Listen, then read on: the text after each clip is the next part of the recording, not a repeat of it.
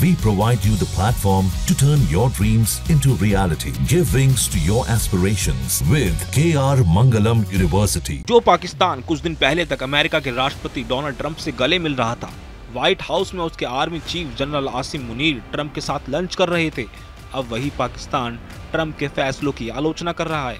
America ने जैसे ही Iran के 3 बड़े परमाणु ठिकानों पर हमला किया, पाकिस्तान फौरन संयुक्त राष्ट्र सुरक्षा परिषद यानी UNSC की इमरजेंसी मीटिंग में पहुंच गया और संघर्ष विराम करने की अपील करने लगा। पर क्या ये पहली बार है जब पाकिस्तान ने इस तरह का दोहरा रवैया दिखाया है? बिल्कुल नहीं।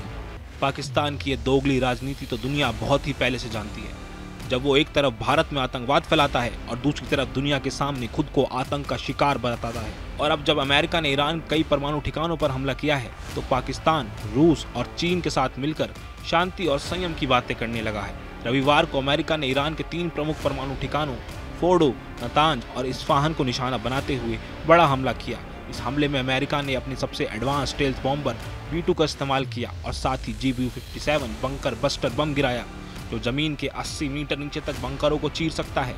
इस हमले के बाद पूरे मिडल ईस्ट में सनसनी फैल गई और दुनिया भर की नजरें अब UNSC की तरफ मुड़ गई हैं। इस हमले के कुछ ही घंटे बाद संयुक्त राष्ट्र सुरक्षा परिषद की आपातकालीन बैठक बुलाई गई।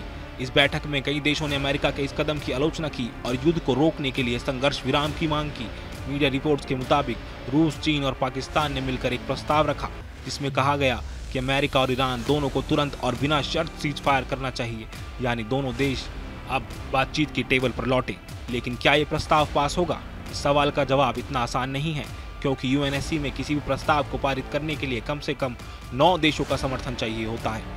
साथ ही अमेरिका, रूस, चीन, फ्रांस या ब्रिटेन, इन 5 स्थायी सदस्यों में से कोई भी वीटो कर सकता है। ऐसे में अगर अमेरिका ने इस प्रस्ताव को वीटो कर दिया, तो ये प्रस्ताव वहीं के वहीं गिर जाएगा और संभावना यही जताई जा रही है कि अमेरिका ऐसा ही करेगा।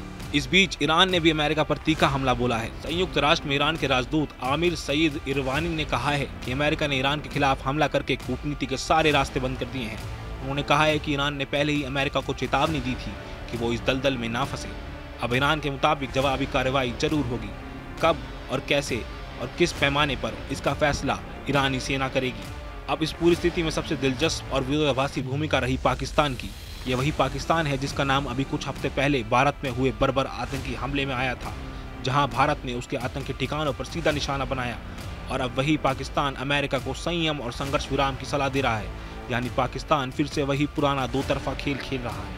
एक तरफ वह आतंक की फैक्ट्री चला रहा है और दूसरी तरफ संयुक्त राष्ट्र में बैठकर खुद को शांति दूत बताने की कोशिश कर रहा है। असल में अमेरिका का यह हमला सिर्फ ईरान के खिलाफ नहीं था, ये एक संदेश था इजराइल को समर्थन देने का। लेकिन इसका दूसरा पहलू भी है। अब ईरान के जवाबी हमले का खतरा बढ़ गया है। वो मिडिल ईस्ट में अमेरिकी सैन्य ठिकानों को निशाना बना सकता है और अगर ऐसा हुआ तो हालात बेहद तेजी से युद्ध की तरफ जा सकते हैं। संयुक्त राष्ट्र में बातचीत तो हो रही है, प्रस्ताव भी रखे जा रहे हैं, लेकिन असली सवाल यही है कि क्या ये टकराव सीधा किसी बड़े युद्ध की चिंगारी बन सकता है। जहाँ भक्ति है हर शब्द में, कथाओं में छुपे हैं दिव्य रहस्य और ज्योतिष देता है जीवन को दिशा। धर्म से जुड़ी हर बातों को जानने के लिए हमारे चैनल स्तुति को सब्सक्राइब करें।